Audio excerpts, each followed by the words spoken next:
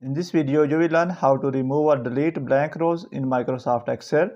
In previous video, you have learned a basic method to find and remove blank rows in Microsoft Excel. But that method is effective only if you have only blank rows, and if you have partially filled rows like this one, then that method is not effective. In this video, you will learn an advanced method that will only delete the blank rows and the partially filled rows will not be deleted. So let's start this tutorial. If this video is helpful for you, then please like this video and subscribe our channel for more informative videos. For example, here you can see here I have partially filled rows and I want to delete the blank rows from this data. So firstly, I will apply the filter instead of find option. Firstly, select all these add-ins.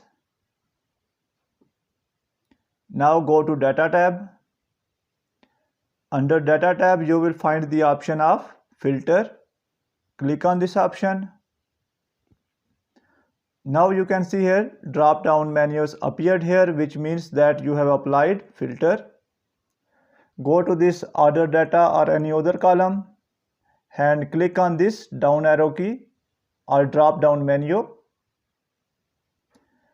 From here, I will unselect select all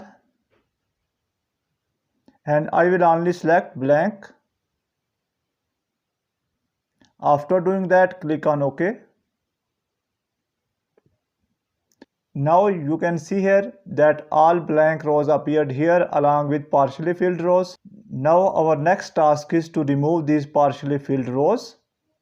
Click here, this down arrow key, and from here I will unselect this one and I will only select blanks. Click on OK. Now you can see here we have selected only complete blank rows and partially filled rows are avoided. So after doing that, our task is to remove these blank rows. Select all these rows. Right click here and here you will find the option of delete row. Click here. Now remove all filters. I will click on this clear and all filters will be removed.